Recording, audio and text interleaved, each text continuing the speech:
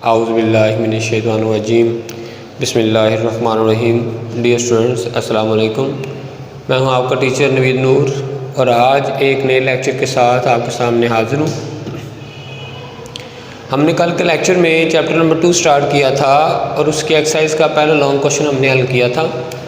तो आज भी हम चैप्टर नंबर 2 करेंगे और एक्सरसाइज का जो आंसर नंबर 2 है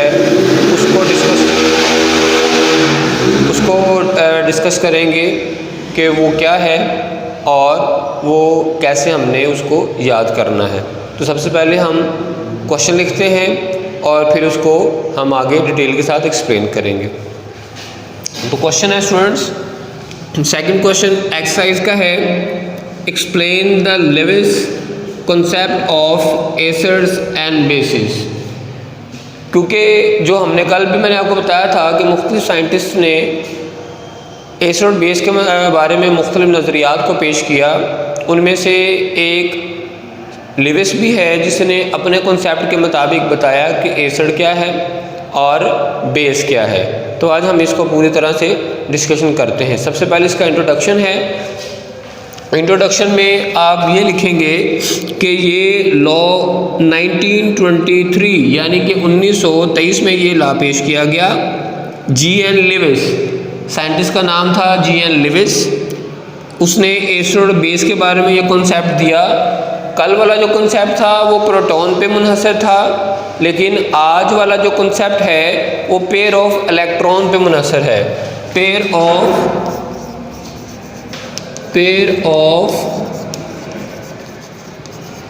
इलेक्ट्रॉन्स कि आज इस कॉन्सेप्ट के अंदर हम ये देखेंगे कि एसिड क्या है और बेस क्या है, किस बिहाफ पे। पेयर ऑफ इलेक्ट्रॉन यानी कि इलेक्ट्रॉन का जो जोड़ा होगा वो किसी एक सब्सटेंस की तरफ जा रहा होगा और दूसरा सब्सटेंस उसको डोनेट कर रहा होगा, किसी को दे रहा होगा। तो इस बिहाफ पे हमने एसिड बेस को डिफरेंशिएट करना है। डेफिनेशन को हम एक्सप्लेन करते हैं कि लेविस एसिड जो है उसकी definition, an acid is a substance which can accept a pair of electron. कि लेविस के मुताबिक एसिड ऐसी शय होती है, ऐसा सब्सटेंस है, वो मालिक्यूल हो सकता है, वो आयन हो सकता है, कि ऐसा सब्सटेंस है जो इलेक्ट्रॉन का पेयर जो है वो हासिल करता है, एक्सेप्ट करता है। Accept a pair of electron, जो सब्सटेंस पेयर ऑफ इलेक्ट्रॉन को हासिल करेगा वो लेविस के मुताबिक जो है वो एसिड है। आगे लेविस बेस को डिस्कशन करते हैं। A base is a substance which can donate a pair of electron. Lewis के मुताबिक बेस वो शय है, वो सब्सटेंस है, वो सब्सटेंस मॉलिक्यूल भी हो सकता है, वो सब्सटेंस आयन भी हो सकता है, जो इलेक्ट्रॉन का जोड़ा पेयर ऑफ इलेक्ट्रॉन को देता है, डोनेट करता है, किसी दूसरे सब्सटेंस की तरफ मुंतकिल करता है, वो लेविस के मुताबिक बेस होती है। इसकी एग्जांपल मैंने यहाँ लिखी हुई है। BF3 boron trifluoride plus ammonia NH3 जब ये आपस में रिएक्शन करते हैं तो अमोनिया अपना pair of electron boron trifluoride की तरफ ट्रांसफ़र करता है, शेयर करता है, मुंतकिल करता है। तो क्योंकि ये BF3 इलेक्ट्रॉन को हासिल कर रहा है तो ये एसिड कहलाएगा और अमोनिया इलेक्ट्रॉन का पेयर दे रहा है तो ये बेस कहलाएगा। लेकिन स्टूडेंट्स, ये डॉट एंड क्रॉस फार्मूला से आपकी बुक पे लिखा हुआ है, मैंने यहाँ पे सिंपल लिखा, लेकिन अब हम इसको डॉट एंड क्रॉस फार्मूले से भी देखते हैं ताकि आप जब बुक पे देखें तो आपको ईजिली उसकी समझ आ जाए। तो दोबारा लिखते हैं। हमारे पास जो एग्जाम्पल है वो है BF3 plus NH3 arrow BF3 arrow NH3। तो स्टूडेंट्स, डॉट एंड क्रॉस फार्मूले में लिखने से पहले हमें इनकी इलेक्ट्रॉनिक कन्फिगरेशन आनी चाहिए। तो वो देखते हैं। हमारे पास जो एलिमेंट है वो पहला अमोनिया में हाइड्रोजन, नाइट्रोजन, फ्लोरीन और बोरोन है। तो हमें इनके एटॉमिक नंबर पता होना चाहिए और उसके बाद फिर इनके इलेक्ट्रॉनिक कन्फिगरेशन को देखते हैं। हाइड्रोजन का एटॉमिक नंबर होता है 1, नाइट्रोजन का एटॉमिक नंबर होता है 7, फ्लोरीन का एटॉमिक नंबर होता है 9 और बोरोन का एटॉमिक नंबर होता है 5। जब भी हम डॉट एंड क्रॉस फार्मूला को शो करते हैं तो उसमें आउटर मोस्ट शेल के जो इलेक्ट्रॉन हैं उनको हम जाहिर करते हैं, उनको लिखते हैं। तो पहले इलेक्ट्रॉनिक कन्फिगरेशन देखते हैं। हाइड्रोजन, ये इसका न्यूक्लियस है, इसके बरूनी शेल में ओनली 1 इलेक्ट्रॉन मौजूद है। अब अगला हमारे पास जो है वो नाइट्रोजन है, उसके पहले मदार में 2 इलेक्ट्रॉन आ जाएंगे और आखिरी मदार में 5 इलेक्ट्रॉन आ जाएंगे और इसके 7 इलेक्ट्रॉन मुकम्मल हो जाएंगे। उसके बाद फ्लोरीन है,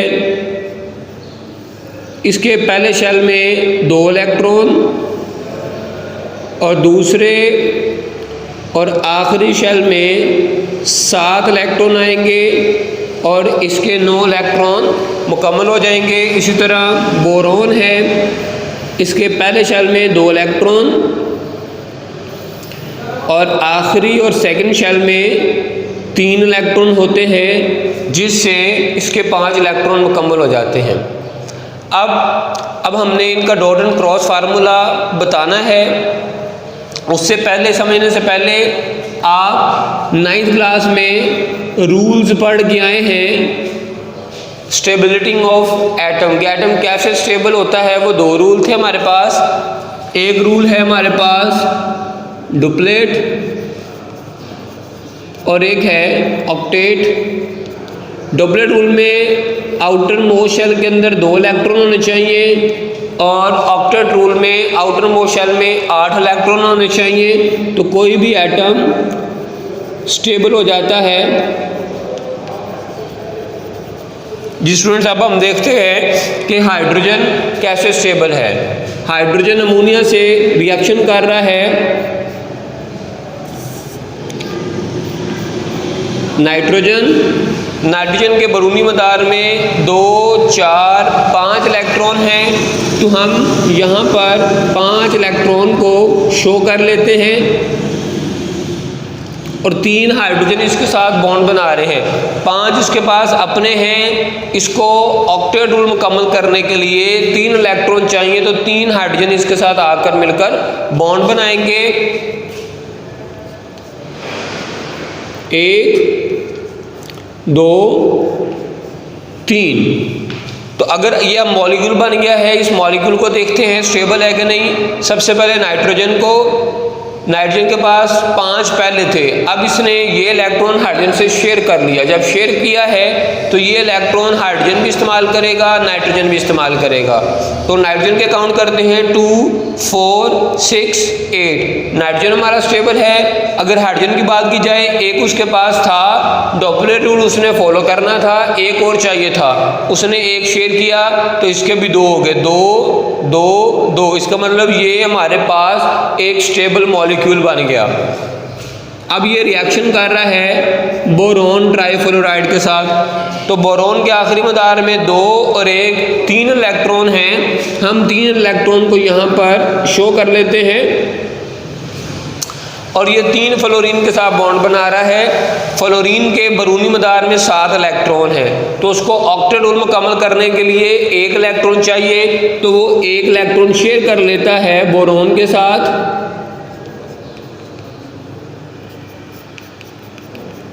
ये आखिरी मदार के इलेक्ट्रॉन हम फ्लोरीन के शो कर रहे हैं। 7 इलेक्ट्रॉन इसके आखिरी मदार में थे, 2, 4, 6 और ये 7 यहाँ शेयर करके ये स्टेबल हो गया, 8 पूरे हो गए। 2, 4, 6, 7 और यहाँ पे शेयर किया, 8 इसके पूरे हो गए, स्टेबल हो गया। 2, 4, 6, एक ये यहाँ पे शेयर हो गए, 8 इसके पूरे, ये स्टेबल हो गया। बोरोन को देखें, जब शेयर किया है तो ये भी इस्तेमाल करेगा। 2, 4, 6। अभी भी इसको ऑक्टेट रूल मुकम्मल करने के लिए 2 इलेक्ट्रॉन की ज़रूरत है। अब ये रिएक्शन कर रहा है अमोनिया के साथ, तो अमोनिया के पास ये 2 इलेक्ट्रॉन का जो पेयर है वो फ्री पड़ा हुआ है, वो बॉन्डिंग में हिस्सा नहीं ले रहा। तो फ्लोरीन उस अमोनिया को ये कहता है कि यार ये इलेक्ट्रॉन आप मुझे शेयर कर दें, ज़रूरत पड़ने पे वापस मिल जाएंगे। तो वो इसको ये शेयर कर देता है। जब ये यहाँ से बोरोन ट्राइफ्लोराइड की तरफ शेयर होंगे तो इनके दरमियान एक बॉन्डिंग बन जाएगी और जो हमारे पास रिएक्शन है वो मुकम्मल हो जाएगा।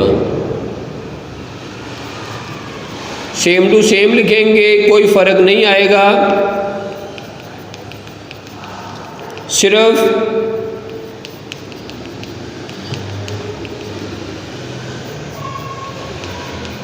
एक हाइड्रोजन, अब ये 2 इलेक्ट्रॉन हैं, उस 2 इलेक्ट्रॉन से एरो को हम बोरोन ट्राइफ्लोराइड की तरफ शो कर देंगे कि ये अमोनिया जो है ये अपना जो इलेक्ट्रॉन का जोड़ा है वो बोरोन ट्राइफ्लोराइड को मुहैया कर रहा है, जिससे क्या होगा, ये एक प्रोडक्ट बन जाएगा और इस प्रोडक्ट को जो हम कहते हैं वो अडक्ट कहते हैं। अडक्ट। अब देखते हैं कि एसिड क्या है, लिविस और बेस क्या है। अमोनिया ने इलेक्ट्रॉन का पेयर दिया है तो ये एसिड, बोरोन ट्राइफ्लोराइड ने इलेक्ट्रॉन का पेयर लिया है तो ये बेस। ठीक है स्टूडेंट्स। अब स्टूडेंट्स इसमें एक और बात है, लोन पेयर ऑफ इलेक्ट्रॉन और बॉन्ड पेयर ऑफ इलेक्ट्रॉन। अब लोन पेयर इलेक्ट्रॉन कौन से होते हैं? ऐसा इलेक्ट्रॉन